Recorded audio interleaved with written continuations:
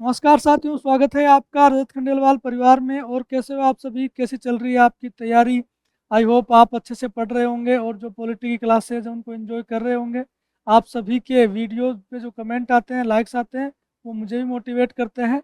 और आपको कंटेंट कैसा लग रहा है वो आप राय कमेंट में दे सकते हैं। ठीक है, इससे पहले हमने पहले वाले वीडियो में देखा था राष्ट्रपति को। अगर वो वीडियो आपने नहीं देखा है तो कृपया जाकर के पहले उस वीडियो को देखें और फिर हम देखेंगे राष्ट्रपति की शक्तियाँ। तो राष्ट्रपति अपने सिलेबस में दो जगह पर मेंशन है। पहला तो है संघ की कार्यपालिका, अपने सिलेबस में लिखा हुआ है। उसके बाद में लिखा हुआ है राष्ट्रपति का निर्वाचन और राष्ट्रपति की आपातकालीन शक्तियाँ। तो स्पष्ट रूप से अगर कोई टॉपिक है वो सिलेबस में दो बार मेंशन है तो वहाँ से प्रश्न बनने के जो चांस है वो बहुत ज़्यादा होते हैं। और आपके जो एग्ज़ाम है फर्स्ट ग्रेड का, जो फर्स्ट पेपर है, उसमें पॉलिटी के लगभग 5% के आसपास आते हैं। ठीक है, तो ये आप मान के चलो कि राष्ट्रपति में से 1% पक्का आएगा, क्योंकि सिलेबस में दो जगह इसको मेंशन कर रखा है स्पष्ट शब्दों में। ठीक है, तो हम इससे पहले वाले वीडियो में हमने देखा था राष्ट्रपति के बारे में। राष्ट्रपति के बारे में देखा था 52 से लेकर के 62 तक। ठीक है, तो हम कर क्या रहे थे? सबसे पहले देखो मैं बताता हूँ आपको कि संविधान के भाग 5 में क्या लिखा हुआ है। संघ लिखा हुआ है। ठीक है, संघ लिखा हुआ है, संघ ही लिखा हुआ है। और हम जो है केंद्रीय सरकार या केंद्रीय जो सरकार है वो आम बोलचाल की भाषा में यूज करते हैं। यहाँ क्या लिखा हुआ है? संघ। ठीक है, और संघ में क्या क्या आता है? संघ में आता है संघ की कार्यपालिका।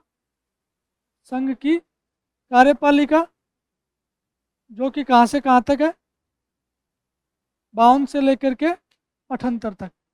और ये कहाँ से कहाँ तक है? 51 से लेकर के 152 तक। अब और क्या क्या आता है इसके अंदर? इसके अंदर फिर आती है विधायिका और सर्वोच्च न्यायालय। ठीक है, उसके बाद आता है सीएजी। हमारे सिलेबस में लिखा हुआ है संघ की कार्यपालिका। ठीक है, हम पढ़ रहे हैं संघ की कार्यपालिका। तो संघ की कार्यपालिका में कौन कौन आता है? पहले तो आता है राष्ट्रपति। उसके बाद में कौन आता है? उपराष्ट्रपति। फिर आते हैं प्रधानमंत्री, मंत्रिपरिषद,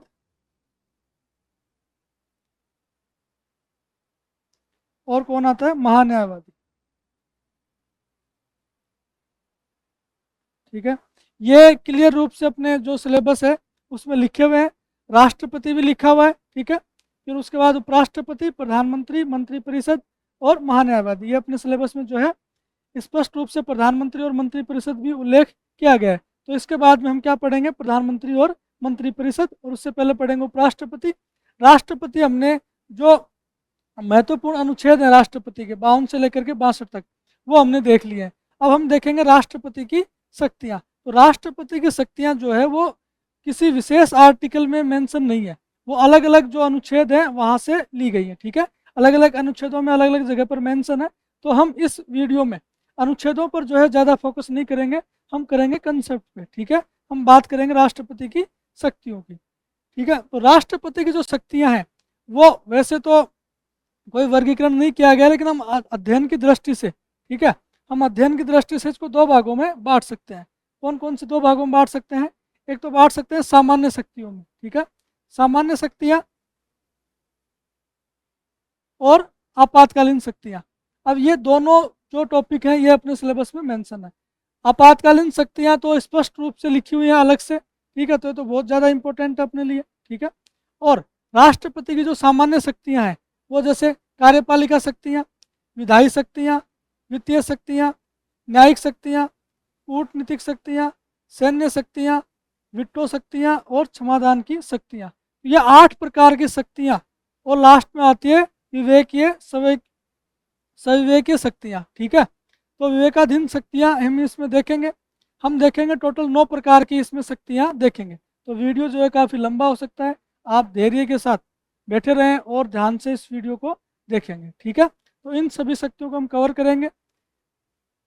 और इस वीडियो के अंदर राष्ट्रपति जो है लगभग कंप्लीट हो जाएगा। इसके बाद हम देखेंगे राष्ट्रपति से संबंधित महत्वपूर्ण जो फैक्ट है, जैसे कौन सा राष्ट्रपति कितने कार्यकाल तक रहा है, प्रथम कार्यवाहक कौन रहा है, वो इसके अगले वीडियो में देखेंगे।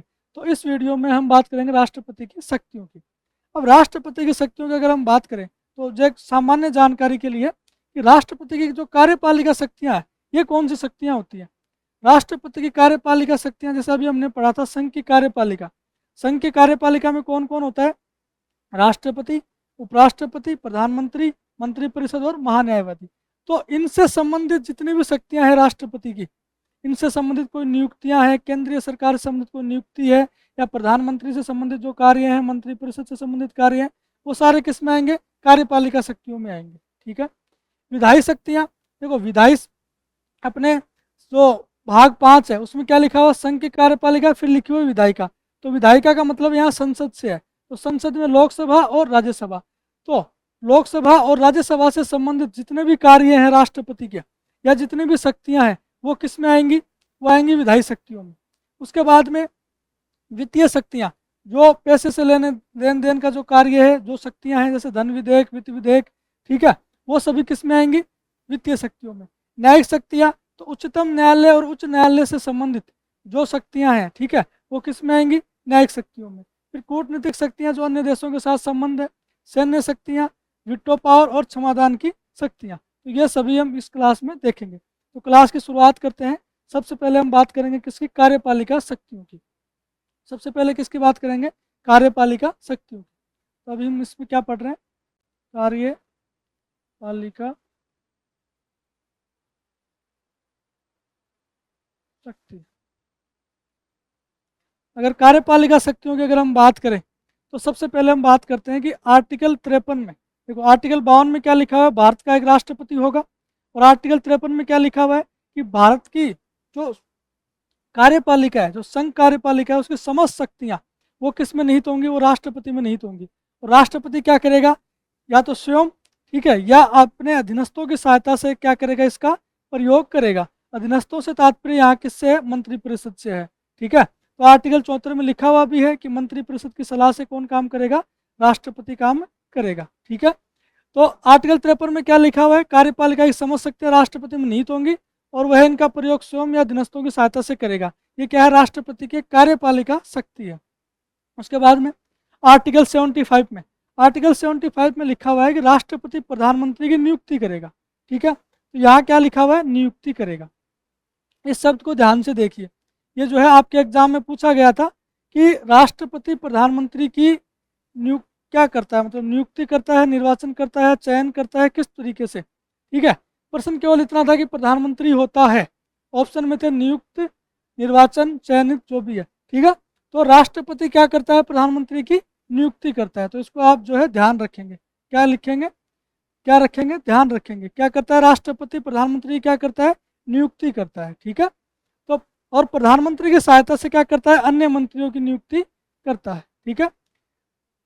राष्ट्रपति उन्हीं मंत्रियों को नियुक्ति करता है जिनकी सलाह कौन देता है? प्रधानमंत्री देता है। उसके बाद में मंत्री जो है वो राष्ट्रपति के प्रसाद पर्यंत, प्रसाद पर्यंत का क्या मतलब है? प्रसाद, प्रसाद मतलब कृपा।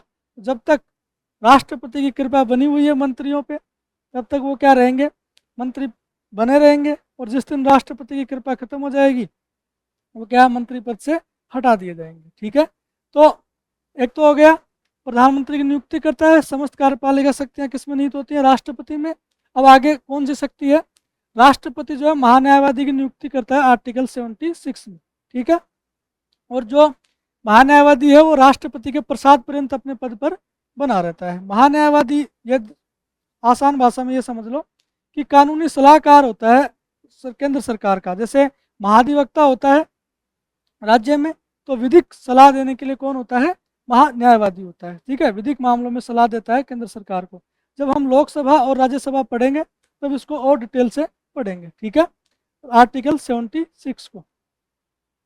तो अब आगे है आर्टिकल 77। इसमें क्या लिखा हुआ? संघ की समस्त कार्यपालिका शक्तियों का प्रयोग राष्ट्रपति के नाम से किया जाएगा। ठीक है। संघ की जो भी कार्य होंगे, जो भी शक्तियां होंगी, कार्यपालिका शक्तियां, उनका प्रयोग राष्ट्रपति उस पर क्या करेगा? हस्ताक्षर करेगा। ठीक है। कार्यपालिका कार्यों को अधिक सुविधापूर्ण, अब राष्ट्रपति के पास इतनी शक्तियां हैं, ठीक है, तो एक देश को चलाने के लिए बहुत सारे कार्य करने पड़ते हैं। तो राष्ट्रपति क्या करता है? इनको और सुविधाजनक बनाने के लिए, ठीक है, इन कार्यों को और सुविधाजनक बनाने के लिए क्या करता है? मंत्रियों में कार्य आवंटन कर देता है। ठीक है। और ये जनरली ये देखा जाता है कि प्रधानमंत्री को जो है पूरा कार्य आवंटन होता है और प्रधानमंत्री क्या करता है, फिर अपने अन्य अन्य जो मंत्री हैं उनमें विभागों का बंटवारा कर देता है। किसी मंत्री को 2 विभाग तो किसी को सहयोगी बना देता है। ठीक है, तो कार्य आवंटन कौन करता है, प्रधानमंत्री ये राष्ट्रपति करता है। संचालन के लिए राष्ट्रपति नियम विनियम भी बना सकता है। ठीक है, अगर एग्जाम में ऐसा है कि मंत्रियों के बीच कार्य का आवंटन कौन करता है, तो राष्ट्रपति करता है। और अगर एग्जाम में प्रश्न ऐसा पूछ लिया जाए कि विभागों का बंटवारा कौन करता है, तो विभागों का बंटवारा मंत्रियों के बीच प्रधानमंत्री करता है। ठीक है, अब आगे देखते हैं। आगे आर्टिकल 78 जो है ये प्रधानमंत्री से रिलेटेड है। इसमें क्या है, प्रधानमंत्री के कर्तव्यों को बताया गया है। प्रधानमंत्री के 3 कर्तव्य हैं। ठीक है, आर्टिकल 78 में एक तो ऐसा लिखा हुआ है कि राष्ट्रपति जब भी कार्यपालिका या विधायिका से संबंधित सूचना मांगेगा प्रधानमंत्री से, तो वो सूचना उपलब्ध करवाना प्रधानमंत्री का क्या है, कर्तव्य है। एक तो है कि स्वयं उपलब्ध करवा दे। ठीक है, राष्ट्रपति जो है इससे सूचना मांग सकता है, ये क्या इसका अधिकार है। और दूसरा, प्रधानमंत्री का कर्तव्य है कि वो राष्ट्रपति को मंत्रिपरिषद के सभी निर्णयों और प्रशासन से संबंधित सूचना जिसके बारे में राष्ट्रपति द्वारा ऐसी सूचना मांगी गई है वो जो है उपलब्ध करवाए। इसमें एक कर्तव्य और जुड़ा हुआ है प्रधानमंत्री का। ठीक है, कि यदि किसी मंत्री ने किसी विषय पर चर्चा की है या विचार विमर्श किया है और उन्होंने मंत्रिपरिषद के सामने रखा और मंत्रिपरिषद ने जो है उस पर विचार विमर्श नहीं किया, तो मंत्री जो है राष्ट्रपति के से कह सकता है और राष्ट्रपति मंत्रिपरिषद या प्रधानमंत्री को ये कह सकता है कि भाई इस मुद्दे पे जो है आप विचार विमर्श कीजिए। ठीक है, ये हम जब प्रधानमंत्री पढ़ेंगे तो इसको और डिटेल से पढ़ेंगे। ठीक है, तो राष्ट्रपति आर्टिकल 78 में क्या है, ये राष्ट्रपति की कार्यपालिका शक्तियां हैं। हम क्या पढ़ रहे हैं, राष्ट्रपति की कार्यपालिका शक्तियों को पढ़ रहे हैं। अब आर्टिकल 263 के तहत क्या करता है, अंतर्राज्यीय परिषद का गठन करता है। ये क्या है, राष्ट्रपति की कार्यपालिका शक्ति है। इसके अलावा अनुसूचित और जनजाति क्षेत्र को घोषित करता है। SC ST क्षेत्र कौन घोषित करता है, कि ये वाला भाई किसी भी क्षेत्र को जहाँ पर SC ST जनजाति निवास करती है, भले कितने भी प्रतिशत में कितनी भी जनसंख्या हो, तो उसको SC ST क्षेत्र घोषित कौन करता है, तो कौन करता है, राष्ट्रपति करता है। यह राष्ट्रपति की कार्यपालिका शक्तियों में निहित है। इसके अलावा राष्ट्रपति राज्यों में राज्यपालों की नियुक्ति करता है। ठीक है, जहाँ राज्य है वहाँ पर राज्यपालों की नियुक्ति करेगा और जहाँ पर केंद्र शासित प्रदेश है वहाँ पर किसकी नियुक्ति करेगा, उपराज्यपाल की करेगा या प्रशासकों की नियुक्ति करेगा। ठीक है, उपराज्यपाल की नियुक्ति करेगा और प्रशासकों की नियुक्ति करता है। राष्ट्रपति नियंत्रक एवं महालेखा परीक्षक CAG भारतीय संघ। ठीक है, भाग 5 में क्या लिखा हुआ है, संघ। उसमें क्या क्या शामिल है, कार्यपालिका, विधायिका, न्यायपालिका और CAG 148 से लेकर के 151 तक। ठीक है, तो इसकी नियुक्ति कौन करता है, राष्ट्रपति करता है। और राष्ट्रपति इसके अलावा अनेक आयोगों की नियुक्ति या अध्यक्षों की नियुक्ति करता है। ये क्या होती है, इसकी कार्यपालिका शक्तियाँ होती हैं। अब वो कौन कौन से आयोग होते हैं, उनमें कुछ तो संवैधानिक होते हैं और कुछ होते हैं सांविधिक होते हैं। तो जब हमने निर्वाचन आयोग पढ़ा था, निर्वाचन आयोग हम पढ़ चुके हैं, तो निर्वाचन आयोग की नियुक्ति कौन करता है, राष्ट्रपति करता है। ठीक है, और ये निर्वाचन आयोग के अध्यक्षों की नियुक्ति या जो आयुक्त होते हैं, निर्वाचन आयुक्त होते हैं, उनकी नियुक्ति राष्ट्रपति करता है। लेकिन कौन से आर्टिकल के तहत करता है, ये जो है आप कमेंट करके बताओगे, कौन से आर्टिकल के तहत करता है, ये आपका होमवर्क है। आप जो है कमेंट करके बताओगे। अगर आपने जो पहले वाली क्लासें अच्छे से ली है तो आपको याद होगा कि निर्वाचन आयोग के जो अध्यक्ष हैं, जो आयुक्त हैं, उनकी जो नियुक्ति है वो राष्ट्रपति कौन से आर्टिकल के अंतर्गत करता है। तो ये आप क्या करोगे, कमेंट करके बताओगे। ठीक है, उसके बाद वित्त आयोग की नियुक्ति आर्टिकल 280 के तहत। ठीक है, आर्टिकल 280 के तहत राष्ट्रपति क्या करता है, वित्त आयोग की नियुक्ति करता है केंद्र और राज्यों के बीच में पैसों का बंटवारा करने के लिए। ठीक है, सिंपल भाषा में। और वित्त आयोग जो है, वित्त आयोग का सबसे पहले गठन किया गया था 1951 में केसी नियोगी की अध्यक्षता में। ठीक है, वर्तमान में कौन सा चल रहा है, 16वां वित्त आयोग। और 16वें वित्त आयोग के अध्यक्ष कौन है, अरविंद पनगड़िया। ठीक है, कौन है, अरविंद पनगड़िया। उसके बाद में देखिए राष्ट्रीय अनुसूचित जाति और अनुसूचित जाति आयोग कौन से आर्टिकल में है, आर्टिकल 338 में। कौन से आर्टिकल में है, आर्टिकल 338 में। देखो अपने जो सिलेबस है उसमें लास्ट में एक टॉपिक लिखा हुआ है महत्वपूर्ण आयोग।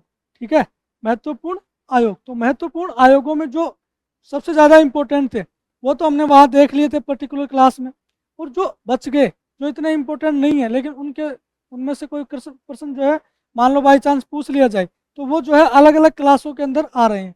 जैसे वित्त आयोग है तो आपको पता होना चाहिए आर्टिकल 280 में, यह आपसे पूछा जा सकता है। राष्ट्रीय अनुसूचित जाति आयोग है आर्टिकल 338 में, यह आपसे पूछा जा सकता है। ठीक है, राष्ट्रीय अनुसूचित जनजाति आयोग 338A में है, यह आपसे पूछा जा सकता है। संघ लोक सेवा आयोग, यह आप बताओगे कि कौन से आर्टिकल के तहत संघ लोक सेवा आयोग के अध्यक्षों की राष्ट्रपति जो है नियुक्ति करता है, क्योंकि ये मैंने आपको पढ़ा दिया है। ठीक है, यूपीएससी के जो अध्यक्ष हैं उनकी नियुक्ति, ठीक है, कौन से आर्टिकल के तहत करता है राष्ट्रपति। और राष्ट्रीय पिछड़ा वर्ग आयोग ये आर्टिकल 338B में है। और संयुक्त लोक सेवा आयोग ये मैंने आपको पढ़ा दिया था, सब संघ लोक सेवा आयोग पढ़ाया था। तो ये महत्वपूर्ण आयोग हैं। ठीक है, जो महत्वपूर्ण आयोग थे उनमें इम्पोर्टेंट हमने पढ़ लिए थे, जो डिटेल से पढ़ने लायक थे, और जिनमें केवल इतना ही याद रखना है कि कौन से आर्टिकल में मेंशन है, तो वो जो है यहाँ पर आ गए हैं। तो आप जो है इनको ध्यान से देखें और ध्यान से याद कर लीजिए। ये आपके जो है जो महत्वपूर्ण आयोग है उस टॉपिक से रिलेटेड है। अब आगे देखिए, कुछ सांविधिक आयोग हैं। मैंने आपको बताया था कुछ क्या होते हैं, संवैधानिक आयोग होते हैं, कुछ सांविधिक आयोग होते हैं, कुछ संविधानेतर आयोग होते हैं। ठीक है, तो सांविधिक आयोग कौन कौन से हैं? राष्ट्रीय महिला आयोग है, मानवाधिकार है, अल्पसंख्यक आयोग है, सूचना आयोग और केंद्रीय सतर्कता आयोग। इनके अध्यक्षों की नियुक्ति कौन करता है? राष्ट्रपति करता है। ये राष्ट्रपति की कौन सी शक्तियां हैं? कार्यपालिका शक्तियां। अब आगे देखिए, विधायी शक्तियां।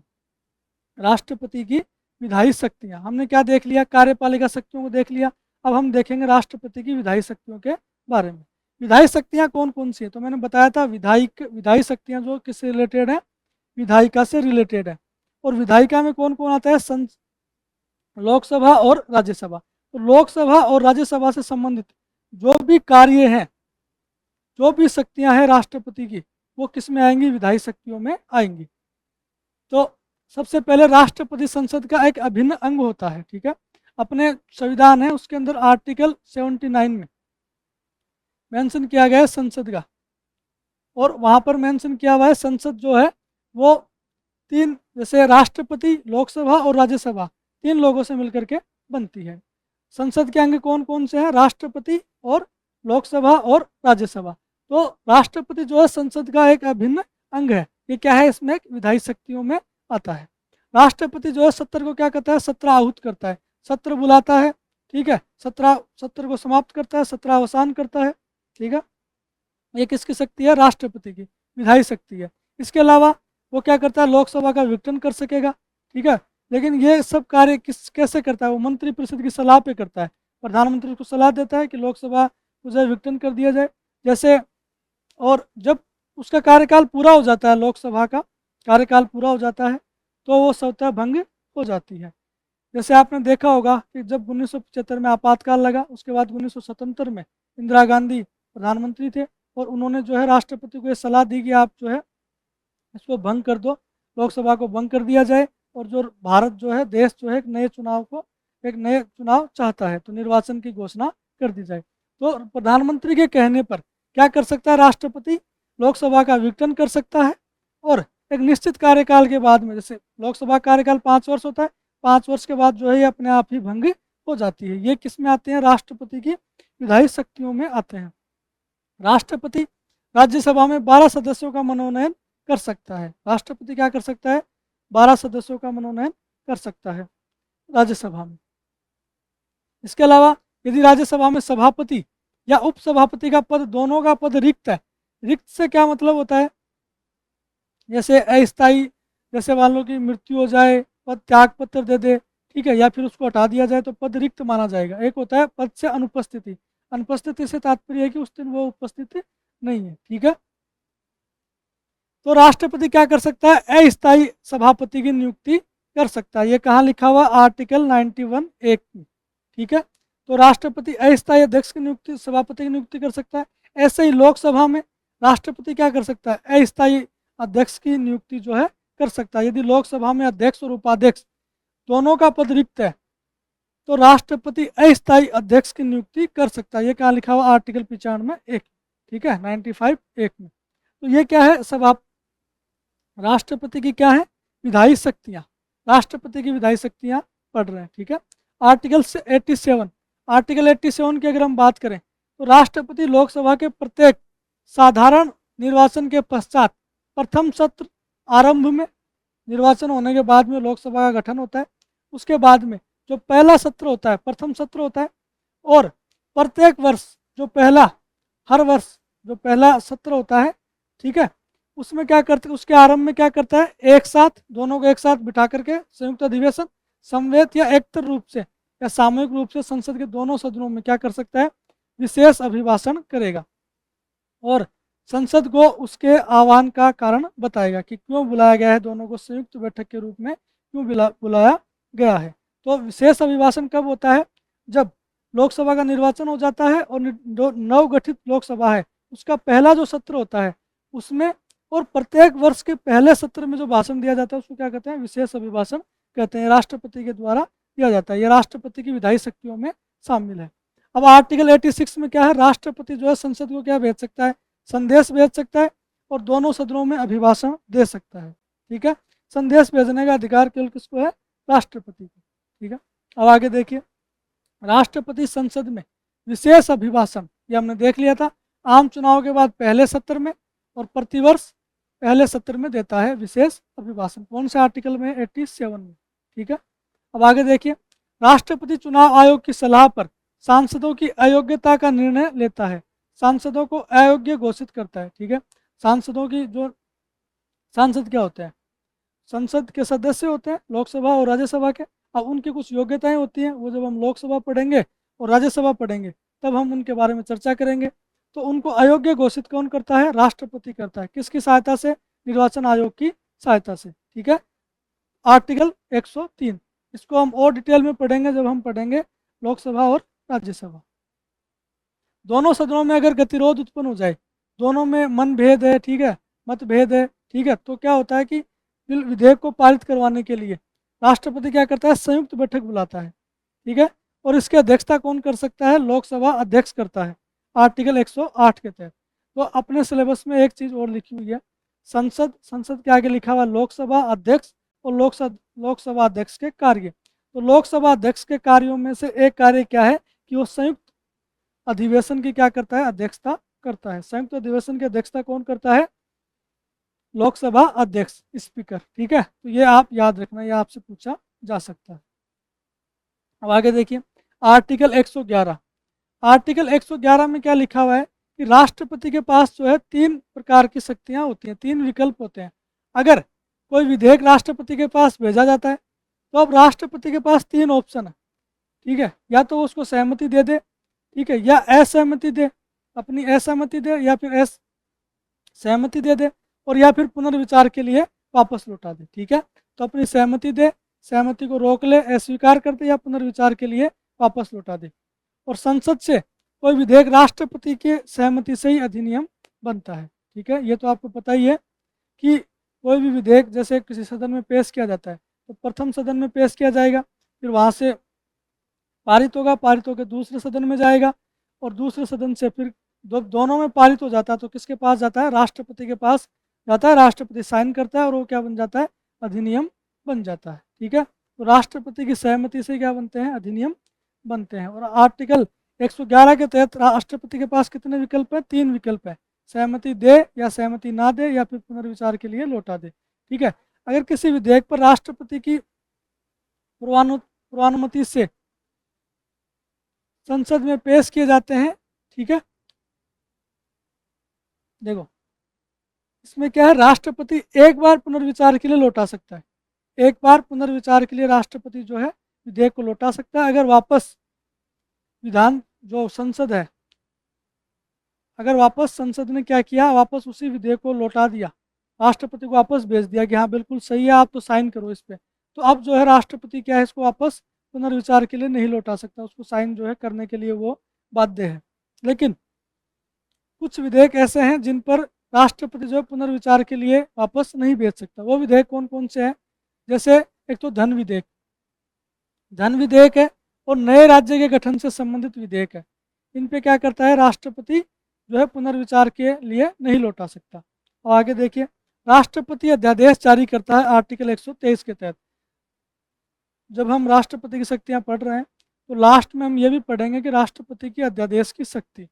राष्ट्रपति की जो अध्यादेश की शक्ति होती है वो कहाँ पर मेंशन की गई है?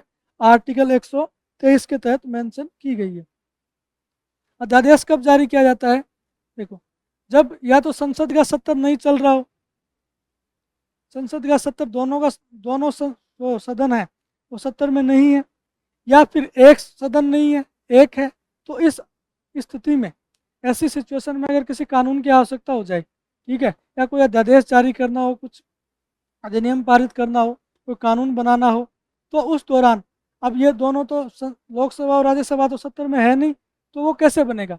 तो इसकी शक्ति किसको दी गई है? राष्ट्रपति को दी गई है, कि राष्ट्रपति जो है उस सिचुएशन में, उस स्थिति में अध्यादेश जारी कर सकता है, और वो संसद के द्वारा जो कानून बनाए जाते हैं या जो विधेयक पारित किए जाते हैं उनके समान उसमें क्या है? शक्ति होती है। ठीक है, अब इसको डिटेल में हम कब पढ़ेंगे? जब अध्यादेश की शक्ति आगे पढ़ेंगे। ठीक है, अब आगे देखिए, राज्यपाल जो है राज्य विधानमंडल के विधेयक को राष्ट्रपति के लिए आरक्षित रख सकता है। यह शक्ति राज्यपाल को है कि राज्यपाल के पास विधानमंडल से विधेयक आते हैं, तो अगर उसको कहीं पे ऐसा लगता है कि यहाँ पर राष्ट्रपति की जो है अनुमति आवश्यक है, तो राष्ट्रपति वो राज्यपाल क्या करता है? उसको आरक्षित रख सकता है। अच्छा, राष्ट्रपति इस विधेयक को अनेक बार पुनर्विचार के लिए लौटा सकता है। संसद के द्वारा जो विधेयक भेजा जाता है उसको तो क्या करता है? एक बार लौटा सकता है राष्ट्रपति। ठीक है, लेकिन जो राज्यपाल राष्ट्रपति के लिए आरक्षित रखता है, विधानमंडल के द्वारा जो विधेयक भेजा गया है उसको राष्ट्रपति अनेक बार जो है पुनर्विचार के लिए लौटा सकता है। उसमें कोई भी जो है समय सीमा उसकी निर्धारित नहीं है, जबकि संसद के विधेयक को केवल एक बार वापस भेज सकता है, केवल एक बार संसद वाले को। ठीक है, विधानमंडल वाले को अनेक बार भेज सकता है। अब आगे देखिए कुछ विशेष बातें, जैसे राज्य विधायिका द्वारा पुनर्विचार के पश्चात भेजे गए विधेयक पर राष्ट्रपति अनुमति देने के लिए बाध्य नहीं है। ठीक है, राष्ट्रपति अगर राज्य विधायिका राज्य विधानमंडल है उसके द्वारा वापस भेज दे विधानमंडल उसी विधेयक को कि राष्ट्रपति के पास कि भाई आप साइन करो, तो राष्ट्रपति उसके लिए बाध्य नहीं है, जबकि संसद के द्वारा पुनर्विचार के पश्चात भेजे गए विधेयक पर अनुमति देने के लिए बाध्य है। ये हमने देख लिया। उसके अलावा जो राष्ट्रपति की जो विधायी शक्तियाँ और कौन कौन सी विधायी शक्तियाँ हैं वो हम देखते हैं। तो निम्नलिखित केंद्र शासित प्रदेशों में शांति, विकास और सुशासन के लिए राष्ट्रपति क्या करता है? नियम विनियम बना सकता है। कौन कौन से केंद्र शासित प्रदेश हैं? अंडमान निकोबार द्वीप समूह, दादर नागर हवेली और दमन दीव, और लक्षद्वीप। ये तीन जो है ऐसे केंद्र शासित प्रदेश हैं जिनके लिए राष्ट्रपति क्या करता है? शांति, विकास और सुशासन के लिए नियम विनियम बना सकता है। आगे क्या है? राष्ट्रपति निम्नलिखित प्रतिवेदनों को संसद के समक्ष रखवाता है। संघ लोक सेवा आयोग की रिपोर्ट, नियंत्रक एवं महालेखा परीक्षक का प्रतिवेदन और वित्त आयोग की रिपोर्ट। इनकी नियुक्ति कौन करता है? इनका गठन कौन करता है? राष्ट्रपति करता है। ठीक है, और ये अपनी रिपोर्ट किसको सौंपते हैं? राष्ट्रपति को सौंपते हैं, और राष्ट्रपति फिर इसको कहाँ रखता है? संसद के समक्ष रखता है। ठीक है, तो ये हमने देख लिया राष्ट्रपति की विधायी शक्तियाँ। इससे पहले हमने देखी थी राष्ट्रपति की कार्यपालिका शक्तियाँ।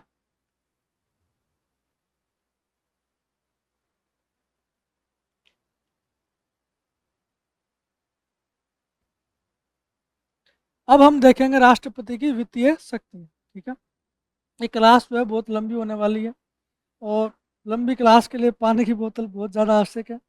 बीच में पानी पीना बहुत ज़्यादा ज़रूरी है ताकि जो है एनर्जी बनी रहे और आपको उसी एनर्जी के साथ लगातार पूरी क्लास में पढ़ाया जाए।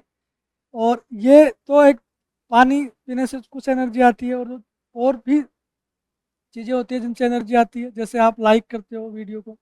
तो अगर आपने क्लास को यहाँ तक देखा है, इसका मतलब क्लास आपको पसंद आ रही है, क्लास आपको अच्छी लग रही है। ठीक है, आपको सीखने को मिल रहा है इस क्लास से, तो आप जो क्लास को एक बार लाइक कर दीजिए। ठीक है, और अपने दोस्तों को शेयर कर दीजिए। आपकी जो भी राय है, आप क्या समझ रहे हो या फिर क्या आपके समझ में आ रहा है क्लास को देख करके, वो आप कमेंट बॉक्स में लिख सकते हैं। अगर अच्छी लग रही है तो अच्छी लिख सकते हो, अगर कहीं कुछ दिक्कत है तो वो आप अपना सुझाव दे सकते हो। मैं अगली क्लास में उसको क्या करूँगा? सुधार करने का प्रयास करूँगा। ठीक है, तो यहाँ तक हमने देख लिया कार्यपालिका शक्तियाँ और विधायी शक्तियाँ।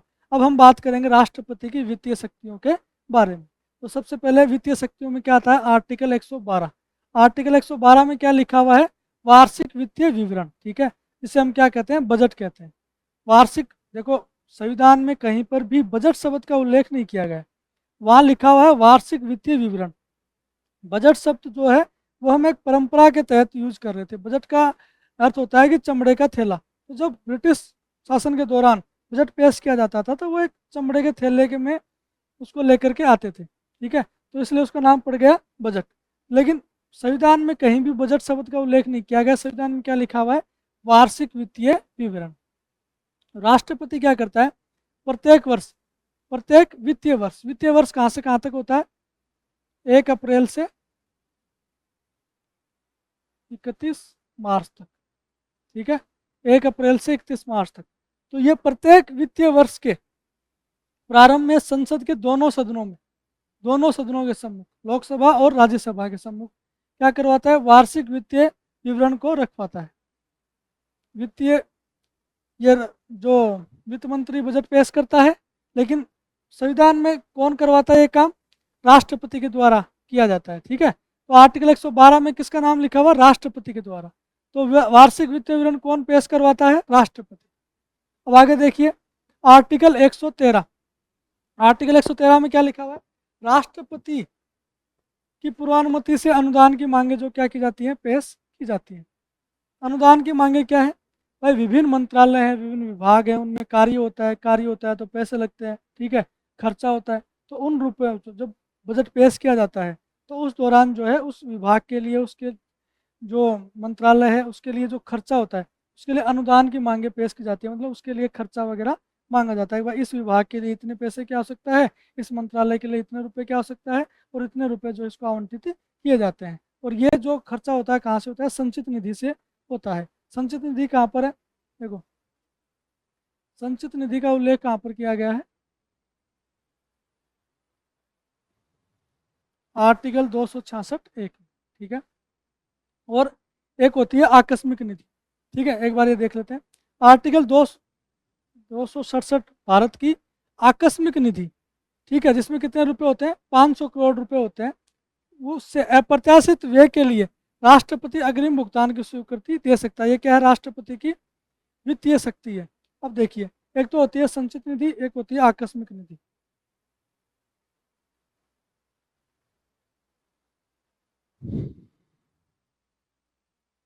आकस्मिक निधि कौन से में है, आर्टिकल 267 में। संचित निधि जो होती है वो किसके अंडर आती है, संसद के अंडर आती है। इसमें से पैसे निकालने के लिए आपको जो है विनियोग विधेयक के माध्यम से पैसे निकालने पड़ते हैं।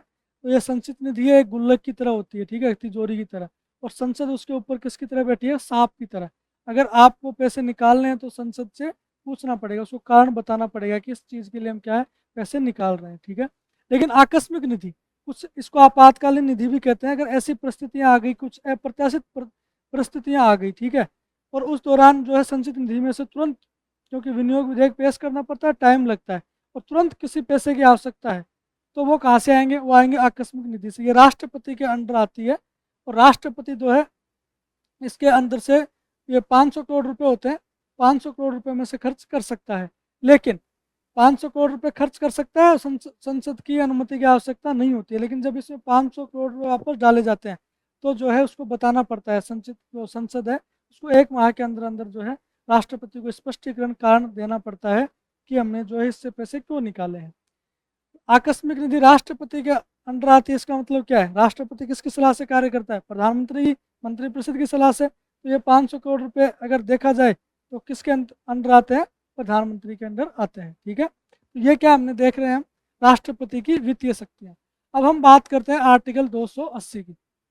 आर्टिकल 280 में क्या लिखा हुआ है, राष्ट्रपति केंद्र व राज्यों के मध्य राजस्व के बंटवारे हेतु 5 वर्ष में एक वित्त आयोग का गठन करता है, ठीक है।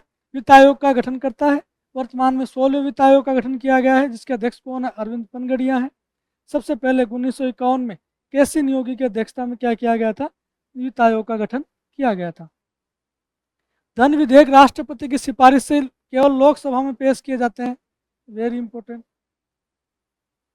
धन विधेयक जो है वो कहाँ पेश किए जाते हैं, केवल लोकसभा में, राज्यसभा में पेश नहीं किए जाते हैं, ठीक है। तो केवल लोकसभा में धन विधेयक पेश किए जाते हैं, वो भी राष्ट्रपति की सिफारिश पर।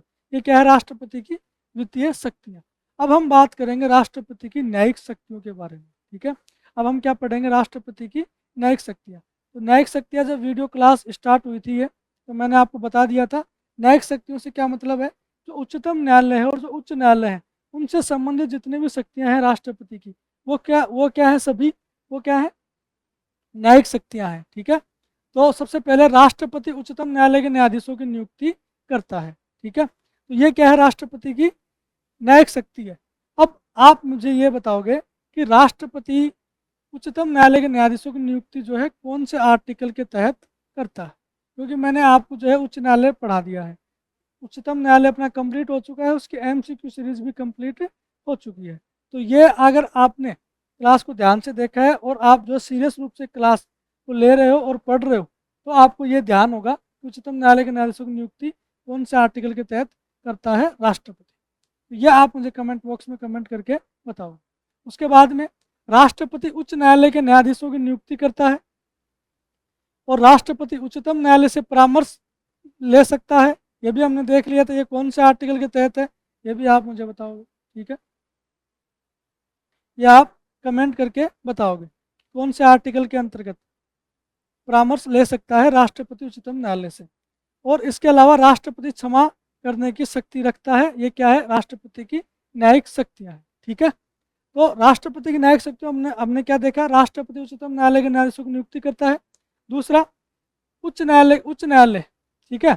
वर्तमान में कितने उच्च न्यायालय हैं, वर्तमान में कितने उच्च न्यायालय हैं, तो वर्तमान में जो है हाई कोर्ट कितने अपने 25 है। और 25वां उच्चतम न्यायालय कौन सा बना है, अभी 2019 में आंध्र प्रदेश का अमरावती बना है, ठीक है। और उच्चतम न्यायालय के जो न्यायाधीश है उनका स्थानांतरण आर्टिकल 222, आर्टिकल 222 के तहत क्या होता है, स्थानांतरण। ये भी कौन करता है, राष्ट्रपति करता है, क्योंकि उच्चतम न्यायालय तो केवल एक ही है, ठीक है। पूरे भारत का एक ही सर्वोच्च न्यायालय है, तो वहाँ तो ट्रांसफर हो नहीं सकता इधर से उधर। तो क्या उच्च न्यायालय कितने हैं, 25 हैं टोटल, हाई कोर्ट 25 है। तो उनमें जो स्थानांतरण होता है वो कौन से के तहत होता है, आर्टिकल 222 के तहत। अब मैं आपसे एक प्रश्न पूछ रहा हूँ, क्योंकि मैंने जब उच्चतम न्यायालय आपको करवाया था उसके बाद मैंने करवाई थी उसकी MCQ सीरीज, ठीक है। प्रीवियस ईयर प्रश्नों का जो है एक वीडियो लेके आया था मैं, पूरा कलेक्शन लेकर के, तो वो मैंने आपको बताया था। और उस दौरान मैंने आपको एक प्रश्न सोल्व करवाया था जो कि एग्जाम में आया हुआ था। वो प्रश्न मैं आपको यहाँ पूछ रहा हूँ, उसका आंसर जो आपको कमेंट में देना है। प्रश्न यह है कि जिला न्यायाधीशों की नियुक्ति कौन करता है, जिला न्यायाधीशों की नियुक्ति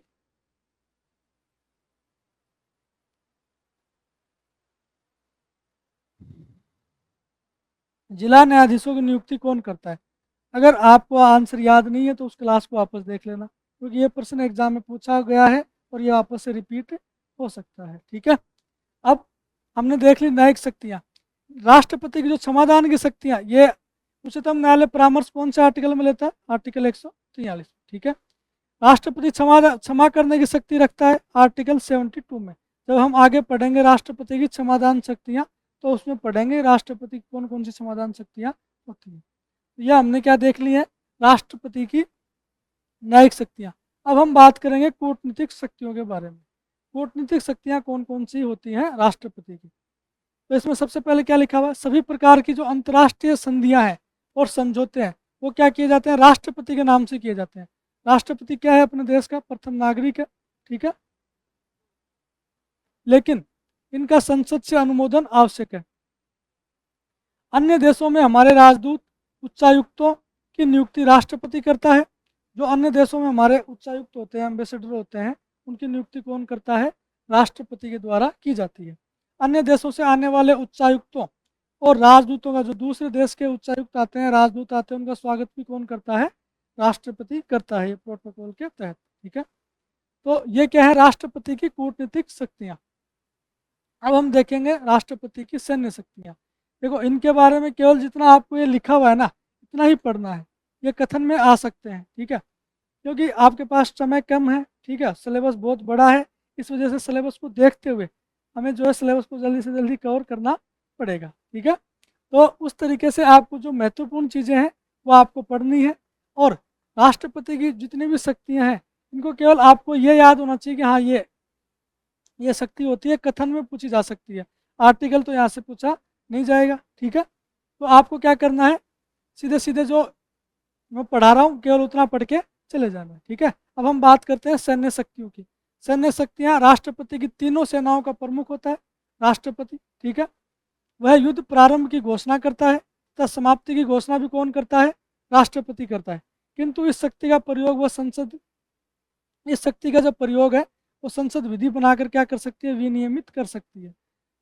संसद को विधि बनाने की शक्ति दी गई है संविधान के द्वारा। ठीक है, तो राष्ट्रपति की इस वाली शक्ति को जो है संसद विधि बना करके विनियमित कर सकती है।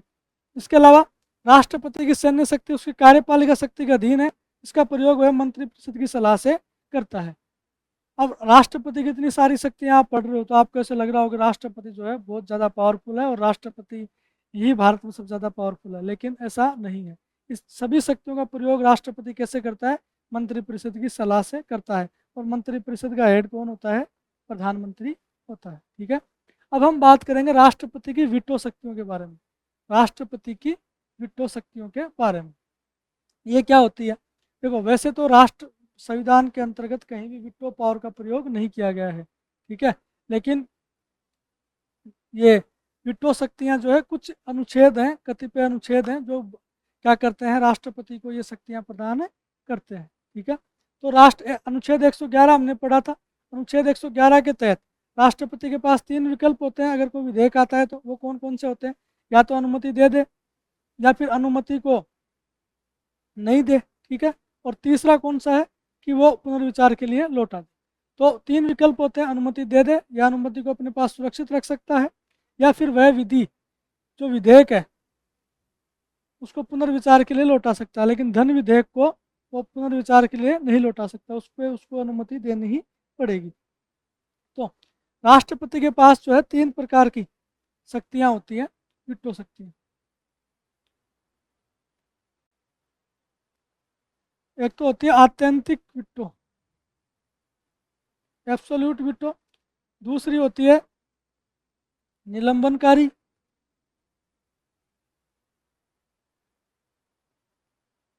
और तीसरी कौन सी होती है, तीसरी होती है जेबी वीटो। आत्यंतिक जो वीटो होती है, एब्सोल्यूट पावर जो होती है, उसके अंतर्गत क्या होता है कि जो राष्ट्रपति होता है वो कम्प्लीटली मना कर देता है कि भाई जो है इसको अस्वीकार कर देता है विधेयक को, इस पे जो है मैं अनुमति नहीं दूंगा। ठीक है, तो ये पावर कौन सी है, आत्यंतिक वीटो। और निलंबनकारी वीटो मतलब सस्पेंस जो नहीं होता, निलंबन कर दिया, सस्पेंड कर दिया, मतलब उसको अटका के रखता है, पुनर्विचार के लिए लौटा दे, एक बार दोबारा जाएगा तो थोड़ा और विलंब होगा। ठीक है, और होता है जेबी वीटो। भारतीय संविधान में ये समय सीमा का उल्लेख नहीं किया गया है कि कितने समय में जो है राष्ट्रपति को जवाब देना है। तो राष्ट्रपति क्या करता है, उसको टेबल पर पड़े रहना देता है, जब भी मतलब जेब में डाल लिया, अब उस पर कोई जवाब देने की आवश्यकता नहीं है। तो ये 3 प्रकार की वीटो पावर है, इन वीटो पावर के बारे में हम पढ़ेंगे। ठीक है, संविधान में वीटो शब्द का प्रयोग कहीं नहीं किया गया है। भारत के राष्ट्रपति के पास आत्यंतिक, निलंबनकारी और पॉकेट वीटो 3 प्रकार की वीटो शक्तियाँ होती हैं। सबसे पहले हम पढ़ेंगे आत्यंतिक वीटो के बारे में। ये क्या होता है, यदि राष्ट्रपति किसी विधेयक पर अपनी सहमति रोक लेता है, ठीक है, अर्थात विधेयक को अस्वीकार कर देता है, तो ये क्या कहलाता है, इसे क्या कहते हैं, आत्यंतिक वीटो कहते हैं। ये मैंने आपको बता ही दिया था अभी। ठीक है, या तो सहमति को रोक ले या अस्वीकार कर दे। ऐसा सामान्यतः 2 परिस्थितियों में किया जा सकता है। ऐसा कब किया जा सकता है, 2 परिस्थितियों में किया जा सकता है। पहली परिस्थिति तो क्या है कि या तो क्या हो वो निजी विधेयक हो। ठीक है, निजी विधेयक से तात्पर्य क्या है, देखो संसद होती है, संसद के सभी सदस्यों को क्या कहते हैं, सांसद कहते हैं। अब इन सांसदों में से मंत्रिपरिषद में कुछ लोगों को मंत्री बनाया जाता है, कुछ सांसद जो होते हैं वो मंत्री बन जाते हैं, और कुछ जो है सांसद ही रहते हैं। तो जो अगर ये सांसद के द्वारा विधेयक पेश किया जाता है तो वो तो क्या हो जाएगा, निजी विधेयक। और यदि मंत्री के द्वारा पेश किया जाता है, देखो वैसे जो मंत्रिपरिषद होती है वही सरकार होती है, उसी को क्या बोलते हैं, सरकार बोलते हैं, जो प्रधानमंत्री के नेतृत्व में होती है। अपन नहीं बोलते मोदी जी की सरकार आ गई, तो मतलब मोदी जी की जो मंत्रिपरिषद है वही देश को पूरा चलाती है। ठीक है, तो मंत्री के द्वारा जो पेश किया जाता है विधेयक वो क्या होगा, सरकारी विधेयक। सांसद की, अब इतना समझ में आ गया, सांसद के द्वारा जो पेश किया जाता है वो तो क्या हो जाएगा, निजी विधेयक, और मंत्री के द्वारा पेश किया जाएगा वो क्या हो जाएगा, सरकारी विधेयक। अब आत्यंतिक विटो, एब्सोल्यूट विटो का प्रयोग कब करता है, कि उसको बिल्कुल ही मना करना है। कब मना कर सकता है, देखो राष्ट्रपति क्या करता है, मंत्रिपरिषद की सलाह से कार्य करता है। और मंत्रिपरिषद में कौन होते हैं, मंत्री होते हैं, जिनका हेड कौन होता है, प्रधानमंत्री होता है।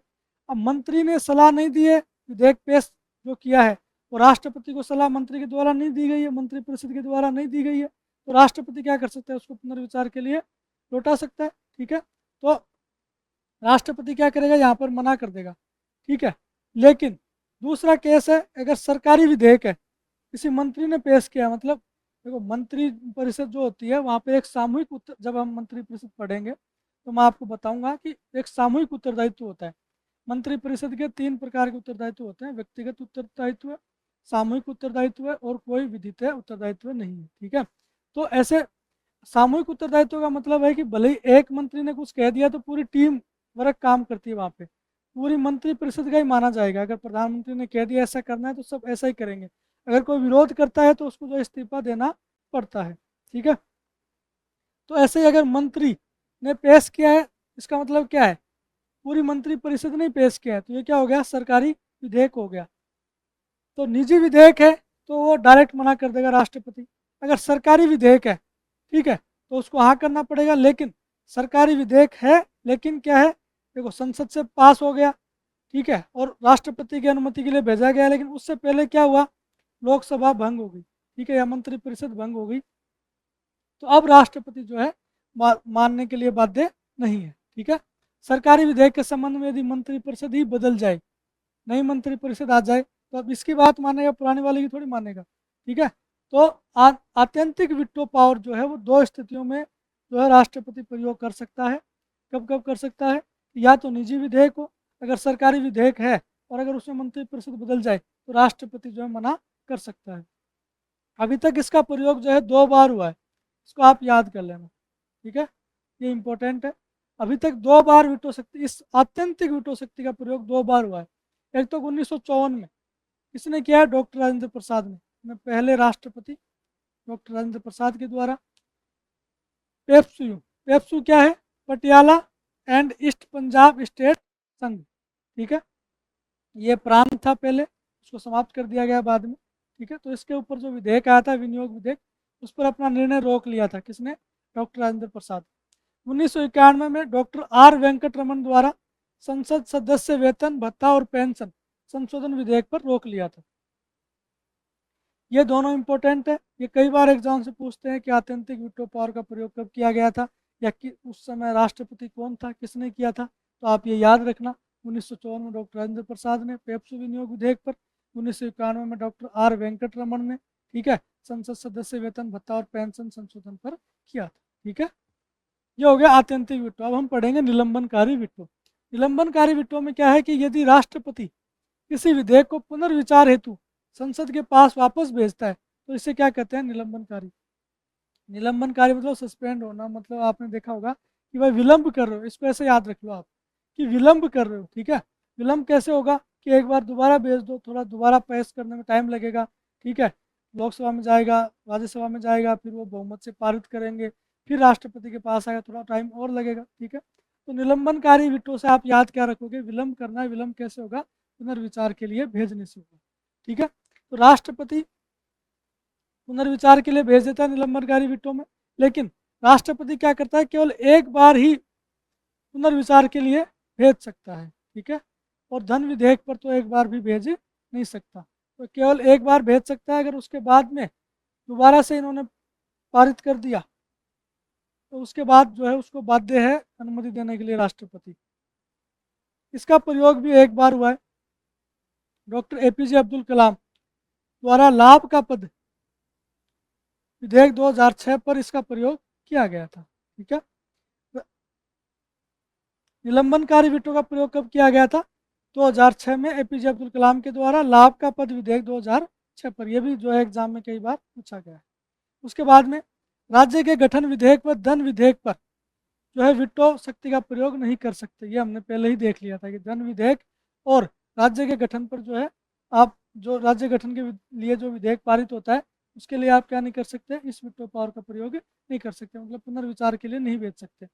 अब बात करते हैं तीसरे की, पॉकेट वीटो की। पॉकेट वीटो में यह है कि अपने जो संविधान है, भारतीय संविधान के अंतर्गत कहीं भी ये नहीं लिखा हुआ है कि राष्ट्रपति, जो भारतीय संविधान का जो राष्ट्रपति है, वो कितने समय में किसी विधेयक पर हस्ताक्षर करेगा, ये कहीं पर भी उल्लेख नहीं है। ठीक है, तो इस वजह से समय सीमा का तो उल्लेख है नहीं।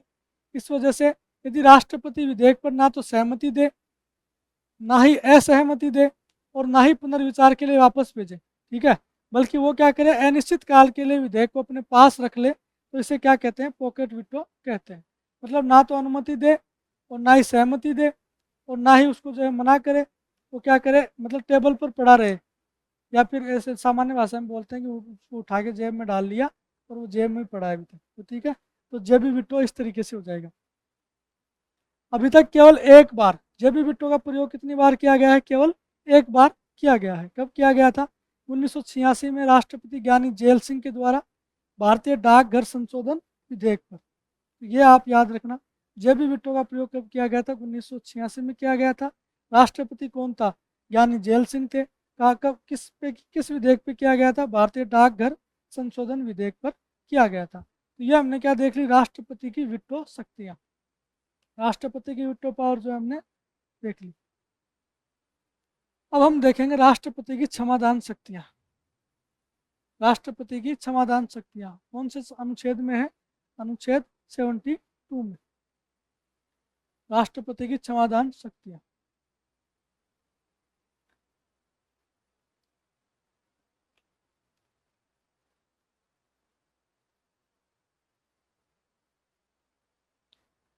राष्ट्रपति की क्षमादान शक्तियाँ कौन से आर्टिकल में है, आर्टिकल 72 में।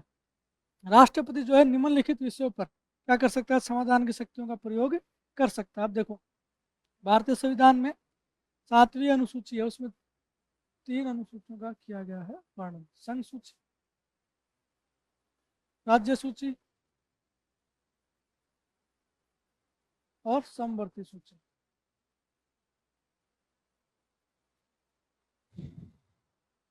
भारत में क्या है, संघीय शासन प्रणाली को अपनाया गया है।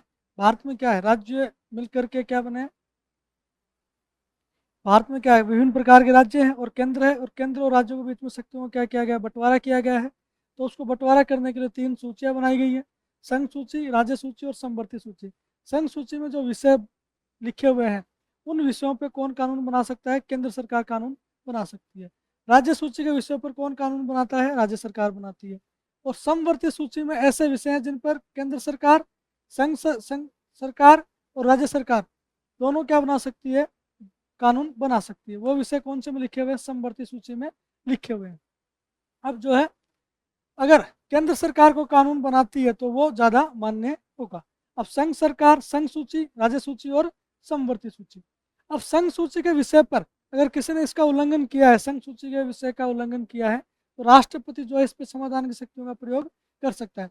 अगर राज्य सूची का कोई विषय है या कोई राज्य कानून का उल्लंघन किया गया है, तो यहाँ पर कौन प्रयोग करेगा, राज्यपाल अपनी समाधान की शक्तियों का प्रयोग करेगा। ठीक है, और समवर्ती सूची पे दोनों कर सकते हैं, लेकिन मान्य कौन सा होगा, अगर केंद्र सरकार करती है तो राष्ट्रपति वाला मान्य होगा। अब राष्ट्रपति की क्षमादान की शक्तियाँ, तो राष्ट्रपति की क्षमादान की शक्तियों के बारे में हम पढ़ेंगे। ठीक है, संघीय कानून के उल्लंघन पर यदि किसी व्यक्ति को दंडित किया गया हो, संघीय कानून के उल्लंघन पर, यह भी हमने देखा था, संघ सूची, राज्य सूची और समवर्ती सूची, सैन्य न्यायालय द्वारा दिए गए दंड के संबंध में और मृत्युदंड के संबंध में, ये 3 विषय, ठीक है, जिन पे कौन क्या कर सकता है, राष्ट्रपति अपनी क्षमादान शक्तियों का प्रयोग कर सकता है। अब हम बात करते हैं किसकी, भाई जो समाधान की शक्तियाँ, जब अपने भारत में सर्वोच्च न्यायालय बनाया गया है, उच्च न्यायालय बनाया गया है, ठीक है, और उसका कार्य है न्याय करना, दंड देना, ठीक है, न्याय करना, क्षमादान की शक्तियों का प्रयोग, जो फिर राष्ट्रपति को समाधान की शक्तियाँ देने की क्या आवश्यकता थी। ठीक है, तो देखो, जो सर्वोच्च न्यायालय में बैठे हैं वो भी है तो इंसान ही, उनसे भी गलती हो सकती है, तो मानवीय गलती हो जाए उनसे, ठीक है, तो अगर न्यायिक पालिका से कोई गलती हुई है तो उसमें सुधार हो सकता है। ठीक है, तो इससे क्षमादान की शक्तियों का प्रयोग राष्ट्रपति के द्वारा किया जा सकता है। इसके अलावा दंड का स्वरूप बहुत ज़्यादा कठोर हो गया, ठीक है, तो उसके बचाव के लिए, तो नेक्स्ट गलती को सुधारने के लिए और दंड का स्वरूप अधिक कठोर होने पर उसका बचाव करने के लिए राष्ट्रपति को जो है क्षमादान की शक्तियाँ प्रदान की गई हैं। क्षमादान की शक्तियों का प्रयोग कब और क्यों किया जाना चाहिए, इसके बारे में हम आगे देखेंगे जब उच्चतम न्यायालय ने अपने अलग अलग निर्णयों में इसके बारे में बताया है। अभी हम देखेंगे कौन कौन सी शक्तियाँ हैं राष्ट्रपति की क्षमादान की शक्तियाँ। तो एक तो हम बात करें राष्ट्र क्षमा। इसमें क्या होता है कि इसके तहत कंप्लीट क्षमा, राष्ट्रपति किसी व्यक्ति को अगर कोई दोषी है, कोई अपराधी है तो उसको निर्दोष कर सकता है, ठीक है, उसकी कंप्लीट क्षमा कर सकता है। अगर उसने कोई गलती कर भी दी है तो उसको क्षमा करने के पश्चात वो उस स्थिति में आ जाएगा कि उसने कभी कोई गलती नहीं की है, ठीक है। तो क्षमा से क्या तात्पर्य है, इसके तहत व्यक्ति को पूर्णतः क्षमा कर दिया जाता है, कंप्लीट। क्षमा करने का मतलब है व्यक्ति अपराध पूर्व की स्थिति में आ जाता है, अर्थात क्षमा का अर्थ है अपराध कभी हुआ ही नहीं है। अगर किसी व्यक्ति को राष्ट्रपति ने क्षमा कर दिया है तो उस व्यक्ति के लिए वो बिल्कुल निर्दोष हो जाएगा, पाक हो जाएगा कि भाई उसने वो अपराध कभी किया ही नहीं है, और उस अपराध को करने की वजह से उसको कुछ चीज़ों से वंचित कर दिया, मतलब कुछ अयोग्यताएं उसके लग गई थी, वो अयोग्यताएं भी क्या हो जाती हैं, समाप्त हो जाती हैं। सजा के कारण उत्पन्न सभी अयोग्यता भी क्या हो जाती हैं, समाप्त हो जाती हैं। तो ये क्या थी, क्षमा। क्षमा के बाद में क्या है, लघुकरण। तो लघुकरण को आप कैसे याद रखोगे कि लघु प्रकृति, ठीक है, लघु प्रकृति या लघु स्वरूप, आपने हिंदी पढ़ते हो तो वहाँ पर आया होगा ये शब्द। तो लघुकरण में क्या होता है, सजा की प्रकृति या स्वरूप को ही बदल दिया जाता है।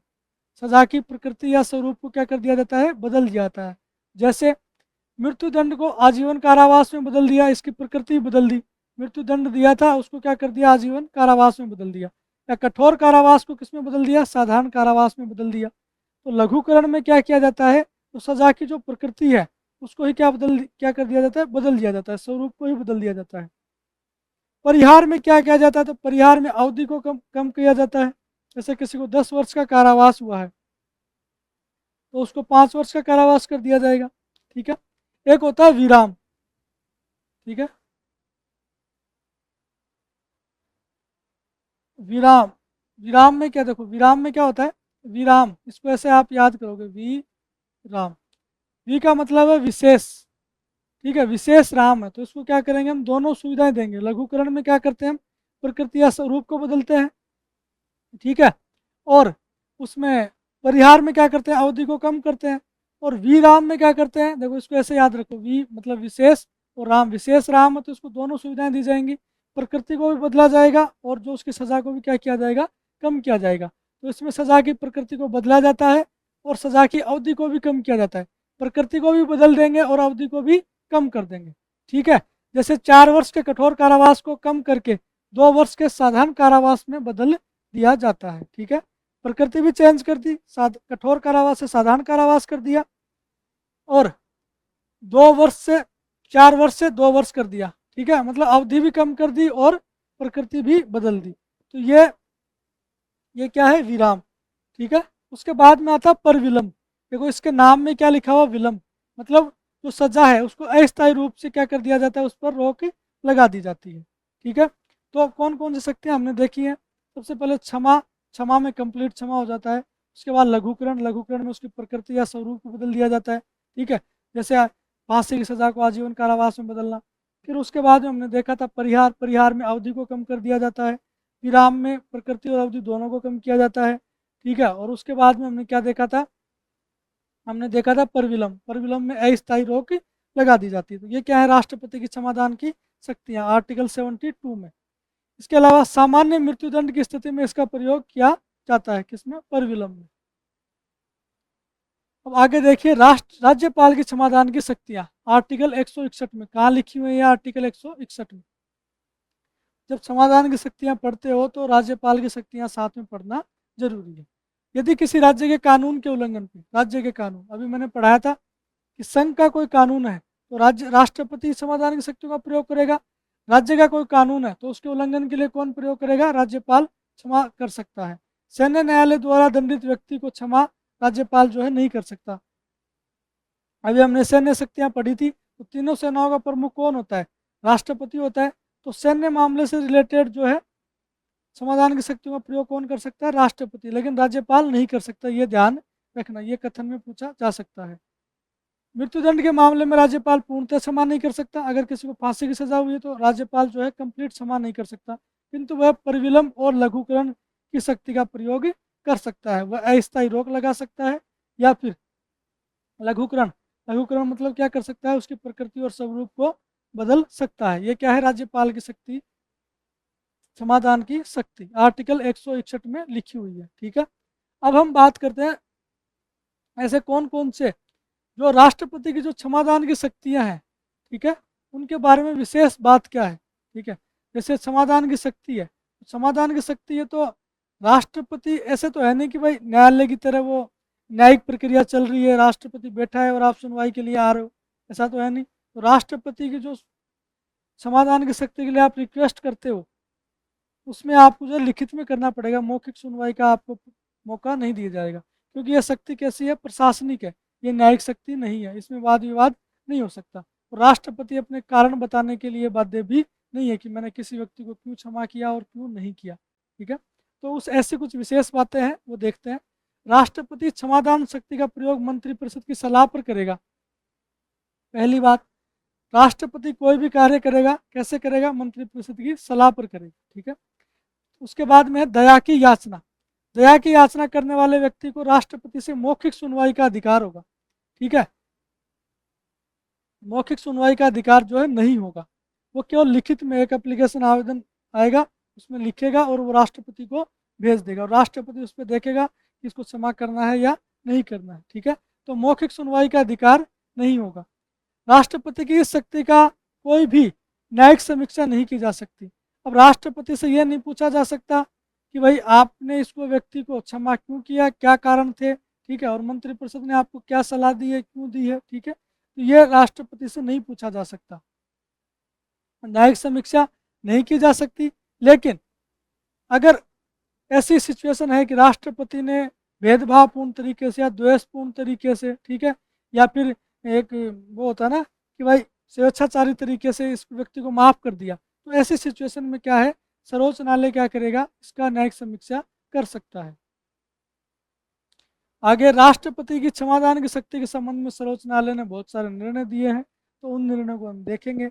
ये जो निर्णय है वो आपके अगर प्रश्न जो है हार्ड आता है एग्जाम में और उसमें कथन पूछे जाते हैं तो उसमें ये कथन जो है दिए जा सकते हैं। ठीक है, तो सबसे पहले दया की याचना करने वाले व्यक्ति को राष्ट्रपति से मौखिक सुनवाई का अधिकार नहीं है, ये हमने देख लिया था, क्योंकि इसकी प्रकृति क्या है? प्रशासनिक है, न्यायिक नहीं है। ठीक है, अगर राष्ट्रपति न्याय करने लग जाएगा, ठीक है, राष्ट्रपति सुनवाई कर रहा है, जन सुनवाई कर रहा है, तो न्यायपालिका का क्षेत्राधिकार कहाँ जाएगा? ठीक है, तो जिसकी प्रकृति क्या है? प्रशासनिक है, न्याय करना किसका काम है? न्यायपालिका का काम है। तो दया की जो याचना है इसका क्या नहीं हो सकता? मौखिक सुनवाई नहीं हो सकती। उसके बाद राष्ट्रपति जो है प्रमाण, सबूत और साक्ष्यों का पुनः अध्ययन कर सकता है और उसका विचार न्यायालय से भिन्न हो सकता है। अगर न्यायालय ने किसी को फांसी की सजा दी है तो राष्ट्रपति जो है उसको क्षमा भी कर सकता है, उसका निर्णय अलग हो सकता है। इसके अलावा राष्ट्रपति अपने आदेश के कारण बताने के लिए बाध्य नहीं है। ठीक है, बाध्य नहीं है क्योंकि यह राष्ट्रपति की विवेकाधीन दया है, राष्ट्रपति के विवेक पे डिपेंड करता है कि वो क्षमा देगा या नहीं देगा। ठीक है, ये डिसीजन कब दिया था?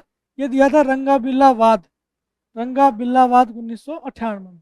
रंगा और बिल्ला दो व्यक्ति थे जो मर्डर के आरोप में उनको जो है पकड़ा गया था और उनकी जो दया याचिका थी उसको अस्वीकार कर दिया था किसके द्वारा? राष्ट्रपति नीलम संजीव रेड्डी थे उस टाइम पे, उन्होंने उनकी दया को अस्वीकार कर दिया था। तो उसमें कारण बताने के लिए बाध्य नहीं है कि क्यों अस्वीकार किया था। फिर है अगला है राष्ट्रपति को अपनी शक्ति का प्रयोग करने के लिए उच्चतम न्यायालय द्वारा कोई भी दिशा निर्देश निर्धारित करने की आवश्यकता नहीं है। राष्ट्रपति को अपनी शक्ति का प्रयोग करने के लिए उच्चतम न्यायालय जो है कोई दिशा निर्देश नहीं दे सकता राष्ट्रपति को कि आप इस तरीके से कार्य करेंगे। ठीक है, राष्ट्रपति को कोई भी कारण बताने की आवश्यकता नहीं है कि मैंने क्षमा किया या अस्वीकार किया दया याचिका को तो क्यों किया। ठीक है, अब आगे देखिए, राष्ट्रपति इस शक्ति पर कोई भी न्यायिक समीक्षा नहीं की जा सकती, यह विवेकाधीन दया है पर उसका विशेषाधिकार नहीं है, इसलिए इसका प्रयोग कर्तव्य निर्वहन के लिए जनहित में किया जाना चाहिए। सर्वोच्च न्यायालय ने ये कहा कि भाई अच्छी बात है कि राष्ट्रपति की जो दया याचना है उसकी जो समीक्षा नहीं की जा सकती, लेकिन ये इसका विशेषाधिकार नहीं है। ठीक है, ये कर्तव्य निर्वहन के लिए है राष्ट्रपति के लिए, तो राष्ट्रपति को इसका तभी प्रयोग करना चाहिए जब यह सार्वजनिक हित में हो। ठीक है, ये क्या हो, जनहित में हो, तभी इसका प्रयोग जो है करना चाहिए। आगे क्या कहा, यदि राष्ट्रपति का निर्णय स्वेच्छाचारी है, विवेक रहित है और दुर्भावनापूर्ण या भेदभावपूर्ण है तो न्यायिक समीक्षा की जा सकती है। ठीक है, ऐसा निर्णय कब दिया था सुप्रीम कोर्ट ने, इपुरु सुधाकर बनाम आंध्र प्रदेश राज्य में। ठीक है, इपुरु सुधाकर बनाम आंध्र प्रदेश राज्य में। आंध्र प्रदेश में क्या हुआ, ये इपुरु सुधाकर एक व्यक्ति का नाम है, उसके द्वारा किसी राजनीतिक हत्या कर दी गई किसी की, मतलब दो पार्टियां हैं आपस में, एक पार्टी का व्यक्ति है, उसको लग रहा है सामने वाला जीत रहा है, तो उसने क्या किया, सामने वाले व्यक्ति को मरवा दिया। अब वो व्यक्ति तो खत्म हो गया, तो चुनाव ये जीत गए, सरकार आई। अब इपुरु सुधाकर का इसमें प्रयोग किया गया, इपुरु सुधाकर ने जो है हत्या की थी। उसके बाद जैसे ही वो सरकार आई, इसको फांसी की सजा हुई थी, लेकिन उस सरकार ने राज्यपाल के द्वारा इसको क्षमा करवा दिया गया, जबकि उच्च न्यायालय ने इसको गलत ठहराया कि भाई आप जो है दुर्भावनापूर्वक तरीके से इसका समाधान की शक्तियों का प्रयोग कर रहे हो। तो अगर आप ऐसा करते हो तो जो है इसको न्यायालय के द्वारा रद्द किया जा सकता है। ठीक है, तो यह मामला आंध्र प्रदेश के व्यक्ति इपुरु सुधाकर से संबंधित है, जिसे एक राजनीतिक प्रतिद्वंदी की हत्या के लिए मौत की सजा सुनाई गई थी, जिसे आंध्र प्रदेश उच्च न्यायालय ने भी बरकरार रखा था। बाद में राज्यपाल ने सुधाकर को क्षमा कर दिया, लेकिन सर्वोच्च न्यायालय ने इस सभा को क्या कर दिया, रद्द, इस क्षमा को क्या कर दिया, रद्द कर दिया। ठीक है, तो अब न्यायालय ने माना कि राज्यपाल द्वारा प्रदान करने, ये क्षमा प्रदान करने की शक्ति का प्रयोग जो है वो जाति, धार्मिक और राजनीतिक विचार के आधार पर किया गया है, इसलिए उसको क्या कर दिया, रद्द किया जा सकता है। तो वैसे तो राष्ट्रपति की जो समाधान की शक्ति है उसकी न्यायिक समीक्षा नहीं की जा सकती, लेकिन अगर वो जाति, धर्म, इनके आधार पर देशपूर्ण तरीके से, ठीक है, बदला लेने के तरीके से अगर ऐसा किया जाता है सरकार के द्वारा, तो सर्वोच्च न्यायालय के द्वारा उसको क्या किया जा सकता है, रद्द किया जा सकता है। ठीक है, राष्ट्रपति इस शक्ति का प्रयोग केंद्रीय मंत्रिमंडल, ठीक है, इसकी परामर्श से करेगा। धनंजय चटर्जी बनाम पश्चिम बंगाल 1994 में इस मामले में जो है किसने दिया, राष्ट्रपति ने ये सर्वोच्च न्यायालय के द्वारा यह निर्णय दिया गया था कि राष्ट्रपति जो है इसका प्रयोग कैसे करेगा, केंद्रीय मंत्रिमंडल की सलाह पर ही करेगा। अब धनंजय चटर्जी जो थे वो हत्या व बलात्कार के मामले में फांसी की सजा हुई थी इस व्यक्ति को, उसके परिवार द्वारा सर्वोच्च न्यायालय में याचिका दायर की गई। तत्कालीन राष्ट्रपति एपीजे अब्दुल कलाम के पास दया याचिका गई, एपीजे अब्दुल कलाम ने दया याचिका पर रोक लगा दिया। बाद में देश में फांसी के लिए अभियान चलाया गया और राष्ट्रपति ने जो है दया याचिका को खारिज कर दिया। ठीक है, जब ये धनंजय चटर्जी वाला जो मामला है ये क्या है कि हत्या व बलात्कार के मामले में फांसी की सजा दी गई थी इसको 2004 में। मामला जब इसको फांसी की सजा सुनाई गई, इसने क्या किया, राष्ट्रपति के पास वो दया याचिका लगाई। उस समय राष्ट्रपति कौन थे, एपीजे अब्दुल कलाम थे। तो जैसे दया याचिका लगाई, इसकी फांसी पर रोक लगा दी गई। ठीक है, तो लोगों ने आंदोलन किया कि भाई ये ऐसा कैसे हुआ, तो इसके लिए एक अभियान चलाया गया और एपीजे अब्दुल कलाम ने क्या किया, इसको खारिज कर दिया गया। ठीक है, ये दया याचिका को खारिज कर दिया। तो सुप्रीम कोर्ट ने इस मामले में ऐसा कहा था कि भाई राष्ट्रपति को अपनी शक्ति का प्रयोग, इस समाधान की शक्ति का प्रयोग कैसे करना चाहिए, मंत्रिमंडल की सलाह पर करना चाहिए। ठीक है, यदि राष्ट्रपति ने दया याचिका को खारिज कर दिया तो सजा के क्रियान्वयन को रोकने के लिए पुनः आवेदन नहीं किया जा सकता। अगर आपने एक बार राष्ट्रपति को आवेदन किया और राष्ट्रपति ने क्या किया, उसको खारिज कर दिया, तो आप दोबारा आवेदन नहीं कर सकते, बार बार परेशान नहीं कर सकते राष्ट्रपति को चिट्ठी लिख के कि सर मुझे जो है क्षमा करो। एक बार लिख सकते हो, अगर उसने अस्वीकार कर दिया तो फिर कर दिया। यदि राष्ट्रपति मृत्युदंड की दया याचिका पर समय पर निर्णय नहीं देता है तो मृत्युदंड का लघुकरण किया जा सकता है। ठीक है, कि अगर राष्ट्रपति वो आपने आवेदन किया और आवेदन पे उसने टाइम पे रिप्लाई नहीं किया, ठीक है, और आपको फांसी की सज़ा हुई थी और फांसी की सज़ा हुई थी, लेकिन आपने क्या किया, राष्ट्रपति को आवेदन किया और आवेदन में राष्ट्रपति ने उसको टाइम पे रिप्लाई नहीं किया, तो जो आपकी जो प्रकृति जो सज़ा है उसकी प्रकृति को लघुकरण किया जा सकता है। मतलब अगर आपको फांसी की सज़ा हुई है तो आपको क्या किया जा सकता है, उसको आजीवन कारावास में कन्वर्ट किया जा सकता है। ठीक है। सिजोफ्रेनिया और मानसिक बीमार व्यक्ति को जो है मृत्यु दंड नहीं दिया जाना चाहिए। ऐसा कब किया गया? शत्रुघ्न चौहान बनाम भारत संघ 2014 मामले में सुप्रीम कोर्ट ने ऐसा निर्णय दिया था। ठीक है। आप ये क्या करते हैं कि एग्जाम में ये पूछे जाते हैं कि शत्रुघ्न चौहान बनाम भारत संघ, एक तरफ ये वार लिख दिया और आगे लिख दिया सन, अब इनको मिलाओ कौन से सन में हुआ था। तो आपने काम की चीज़ क्या है, ये है कि शत्रुघ्न चौहान बनाम भारत संघ कब हुआ था? 2014 में। क्या निर्णय दिया था? ये निर्णय दिया था। ठीक है, ये आप ध्यान रखें। 1997 में मृत्युदंड की सजा सुनाई गई थी इसको। उसके बाद में 2013 में याचिका खारिज की गई थी, 12 साल बाद में। ठीक है, तो वो भी किसके द्वारा पता चला था? समाचार पत्रों के माध्यम से। किसको? जो शत्रुघ्न चौहान जो है, इसको 2004 में फांसी की सजा दी गई थी, 2001 में। ठीक है, और उसके बाद 2013 में इसको रिप्लाई किया गया, मतलब 12 साल हो गए। ठीक है, तो इसकी 12 साल तक फांसी हुई नहीं, इसका मतलब क्या हुआ? इसको कारावास में था। और ये भी बात किससे पता चली थी? समाचार पत्रों से। ठीक है, अब हम देखते हैं राष्ट्रपति और राज्यपाल। राष्ट्रपति और राज्यपाल की जो समाधान की शक्तियां हैं उनमें अंतर क्या है?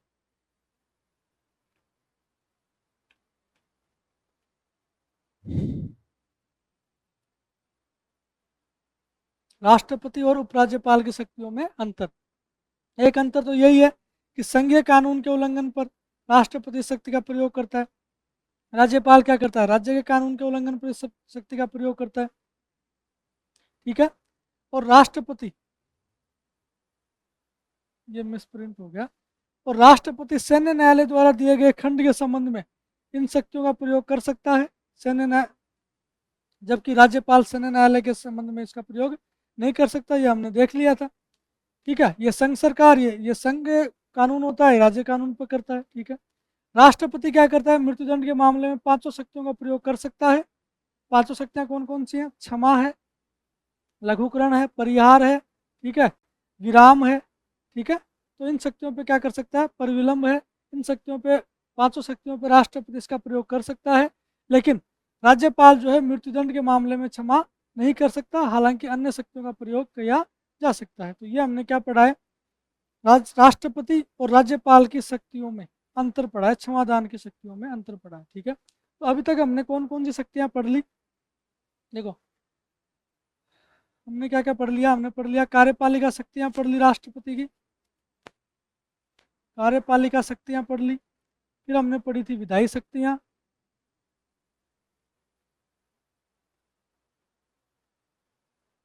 उसके बाद हमने पढ़ी थी वित्तीय शक्तियां,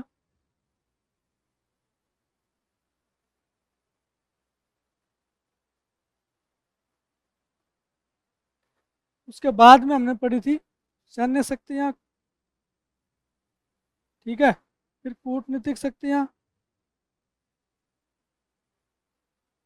उसके बाद में अगर हम बात करें तो वीटो पावर। ठीक है, उसके बाद समाधान की शक्तियां। तो ये सामान्य शक्तियां जो हम पढ़ चुके हैं। ठीक है, अब हम पढ़ेंगे विवेकाधीन शक्तियां, राष्ट्रपति की विवेकाधीन शक्तियां। ठीक है, जो है क्लास काफ़ी लंबी हो चुकी है, और लेकिन ये जो है इसको कंप्लीट करवाना ही था और करवाएंगे। ठीक है, क्योंकि आपके पास भी समय कम है, एग्ज़ाम नज़दीक है, तो उसके अंतर्गत हम जो है इसको पूरा देखेंगे, इसी वीडियो में पूरा करने का प्रयास करेंगे समाधान इस शक्तियों को। तो आज कंप्लीट करेंगे इसको। आप जो है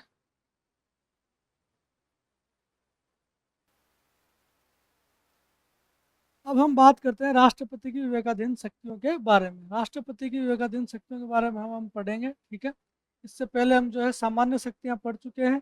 हम पढ़ चुके हैं राष्ट्रपति की विवेकाधीन जो कार्यपालिका शक्तियाँ हैं, हम पढ़ चुके हैं विधायी शक्तियाँ, वित्तीय शक्तियाँ, सैन्य शक्तियाँ, कूटनीतिक शक्तियाँ। ठीक है, इसके अलावा हमने जब भी जो विटो पावर है वो पढ़ ली है, समाधान की शक्तियाँ पढ़ ली है। अब हम बात कर रहे हैं राष्ट्रपति की विवेकाधीन शक्तियों के बारे में। तो देखो, भारत का आर्टिकल 52 में क्या लिखा है? भारत का एक राष्ट्रपति होगा। ठीक है, आर्टिकल 53 में क्या लिखा है? जो संघ है उसकी समस्त कार्यपालिका शक्तियाँ किस में निहित होंगी? राष्ट्रपति में होंगी। और राष्ट्रपति क्या करेगा? इसका प्रयोग या तो स्वयं करेगा या राष्ट्रपति की जो अधीनस्थ है उसकी सलाह से करेगा। लेकिन राष्ट्र आर्टिकल 74 में क्या लिखा हुआ है कि राष्ट्रपति को सलाह देने के लिए एक मंत्रिपरिषद होगी जिसका प्रधान प्रधानमंत्री होगा और राष्ट्रपति जो है इसकी सलाह से कार्य करेगा। ये हमने देख लिया था। उसके बाद में राष्ट्रपति मंत्रिपरिषद की सलाह को एक बार पुनर्विचार के लिए लौटा सकता है। ये किससे जोड़ा है? 44 संविधान संशोधन से। लेकिन पुनर्विचार के बाद दी गई सलाह को मानने के लिए क्या है? बाध्यकारी है। कहने का मतलब यह है कि वैसे तो हमने ये देखा है कि राष्ट्रपति जो है प्रधानमंत्री की सलाह से कार्य करता है, मंत्रिपरिषद की सलाह से कार्य करता है। इसका हेड कौन होता है? प्रधानमंत्री होता है। और प्रधानमंत्री जो राष्ट्रपति है वो मंत्रिपरिषद की सलाह को मानने के लिए क्या है? बाध्यकारी है। ठीक है, वो एक बार पुनर्विचार के लिए लौटा सकता है लेकिन बाद में जो है उसको मानना पड़ेगा। लेकिन फिर भी राष्ट्रपति के पास कुछ विवेकाधीन शक्तियां हैं जिनका प्रयोग जो है वो मंत्रिपरिषद की सलाह के बिना भी कर सकता है। ऐसी कौन कौन सी परिस्थितियां हैं जब राष्ट्रपति अपने स्वविवेक का प्रयोग करता है? ठीक है, उसको किसी की सुनने की आवश्यकता नहीं है। ऐसी कौन कौन सी परिस्थितियां हैं वो हम देख रहे हैं। वो क्या है? वो सारी राष्ट्रपति की विवेकाधीन शक्तियां हैं, मतलब राष्ट्रपति उसमें खुद के विवेक का प्रयोग करता है। ऐसी परिस्थितियां कब जनरेट होती हैं? मान लो कि लोकसभा में किसी दल को स्पष्ट बहुमत प्राप्त नहीं हुआ। ठीक है, ऐसा कोई भी दल नहीं है जिसके पास स्पष्ट बहुमत हो। ठीक है, तो सीटें क्लियर ये पता चल रहा हो कि भाई इसके पास सीटें हैं या नहीं है। ठीक है, तो ऐसी स्थिति में क्या होगा? राष्ट्रपति तय करेगा कि किस दल के सरकार को बनाने के लिए आमंत्रित किया जाए। अब किसी भी दल के पास स्पष्ट बहुमत नहीं है तो किस दल को सरकार बनाने के लिए आमंत्रित किया जाए ये कौन डिसाइड करेगा? ये राष्ट्रपति डिसाइड करेगा। ठीक है, एक सिचुएशन तो ऐसी आ गई जिस पे राष्ट्रपति खुद निर्णय लेगा अपने विवेक से। दूसरी परिस्थिति क्या है कि जब प्रधानमंत्री की अचानक मृत्यु हो जाए, प्रधानमंत्री की अचानक मृत्यु हो जाए और उसका कोई स्पष्ट उत्तराधिकारी है नहीं, तो अब राष्ट्रपति के विवेक पर निर्भर करता है कि वह किस व्यक्ति को प्रधानमंत्री के लिए आमंत्रित करेगा। ठीक है, प्रधानमंत्री या सरकार बनाने के लिए नियुक्त करेगा। यह राष्ट्रपति की सविवेक की शक्तियों पर निर्भर करता है। तीसरा है कि यदि मंत्रिपरिषद ने लोकसभा में अपना बहुमत खो दिया है और वह लोकसभा को भंग कर सकता है। ऐसी सिचुएशन में जब अविश्वास प्रस्ताव जो है पारित हो जाए, ठीक है, मतलब जो मंत्रिपरिषद है उसको लोकसभा में अब बहुमत नहीं है तो वो भंग हो जाएगी और भंग हो जाएगी तो जो है राष्ट्रपति मंत्रिपरिषद की सलाह मानने के लिए बाध्यकारी नहीं है। ऐसी सिचुएशन में वो क्या करेगा? खुद की सविवेक शक्तियों का प्रयोग करेगा। दूसरा है राष्ट्रपति किसी भी विधेयक को पुनर्विचार के लिए वापस भेज सकता है धन विधेयक को छोड़ करके। ये क्या है? राष्ट्रपति की सविवेकीय शक्तियां हैं। तो अभी हम क्या पढ़ रहे हैं? राष्ट्रपति की विवेकाधीन शक्तियां। और आगे जेबी विटो का प्रयोग राष्ट्रपति अपने सविवेक से करता है। अभी अभी हमने पढ़ी थी राष्ट्रपति की विटो शक्तियां, उसमें हमने पढ़ा था जेबी विटो। जेबी विटो में क्या होता है? वही टेबल पर पड़ा रहने देता है उसको, ना तो अनुमति देता है ना स्वीकार करता है। ठीक है, ना स्वीकार करता है, अपनी जेब में डाल लेता है। ठीक है, तो वो क्या हो जाएगा? जेबी विटो हो जाएगा। तो जेबी विटो की जो प्रयोग होता है, शक्ति का प्रयोग कौन करता है? राष्ट्रपति अपने सविवेक से करता है। उसके बाद में अनुच्छेद 78 के तहत संघ के प्रशासन और विधान संबंधी जानकारी मांगना, ये क्या है? राष्ट्रपति की सविवेक की शक्ति है। वो राष्ट्रपति प्रधानमंत्री से पूछ सकता है कि क्या चल रहा है मुझे बताओ। ठीक है, इसके अलावा संसद में संदेश भेजता है। ये क्या है? राष्ट्रपति की विवेकाधीन शक्तियाँ हैं। ठीक है, तो ये हमने क्या देखी है? राष्ट्रपति की शक्तियाँ देखी हैं। काफ़ी लंबी क्लास हो चुकी है। ठीक है, और आपको पता ही है भाई, लंबी क्लास होती है बोलते हैं तो गला दर्द करता है, तो काफ़ी लंबी क्लास हो चुकी है। और लेकिन एक वीडियो और आएगा, मुझे लगा था कि इस वीडियो में मैं इसको कंप्लीट करवा दूंगा शक्तियों को। ठीक है, लेकिन अभी अपनी राष्ट्रपति की जो एक शक्ति और रह गई है वो है आपातकालीन शक्तियाँ। वो हम अगले वीडियो में देखेंगे। उसके बाद हम देखेंगे राष्ट्रपति से महत्वपूर्ण संबंध, जो राष्ट्रपति से संबंधित जो महत्वपूर्ण तथ्य हैं, फैक्ट हैं, वो हम देखेंगे उसके अगले वीडियो में। उसके बाद हम पढ़ेंगे राष्ट्रपति को, और राष्ट्रपति के बाद हम पढ़ेंगे प्रधानमंत्री और मंत्रिपरिषद। ठीक है, तो अगले 3-4 क्लासों में जो है आपका 80 से 90% सिलेबस जो है कंप्लीट हो जाएगा। उसके बाद हमारे पास बचेगा संसद और भारत में निर्वाचन। ठीक है, तो सिलेबस कंप्लीट हो जाएगा। अभी आपने क्लास को यहाँ तक देखा है, तो आपको जो भी मैंने आपको प्रश्न पूछे हैं वो तो आप कमेंट करके बताओगे, क्योंकि आपके कमेंट कम्युनिकेशन का माध्यम क्या है? अपने कमेंट ही है। और दूसरा, आपकी तरफ से एक जो मोटिवेशन होता है कि अगली क्लास जल्दी से जल्दी लाई जाए, उसके लिए एक मोटिवेशन होता है लाइक का, तो आप लाइक तो कर ही देंगे, ठीक है। तो आप लाइक और कमेंट करके आप अपने जो है विचार जो है प्रस्तुत कर सकते हैं। और मिलते हैं नेक्स्ट वीडियो में, तब तक आप पढ़ते रहिए, आपके जो सिलेबस है उसको जल्दी से जल्दी कवर करने का प्रयास कीजिए। आप भी तैयारी, आप जितनी मेहनत कर रहे हो उतनी मेहनत हम कर रहे हैं, ठीक है, ताकि आपको एग्ज़ाम में सफलता प्राप्त हो। उसके लिए हम कंटेंट तैयार कर रहे हैं, आपके लिए क्लासें लेकर के आ रहे हैं। तो आपका ये कर्तव्य बनता है कि आप भी जो हमें मोटिवेट करें, ठीक है। तो उसके लिए क्लास को लाइक शेयर सब्सक्राइब कर दें, ठीक है। मिलते हैं अगले वीडियो में, तब तक के लिए आप पढ़ते रहिए। धन्यवाद।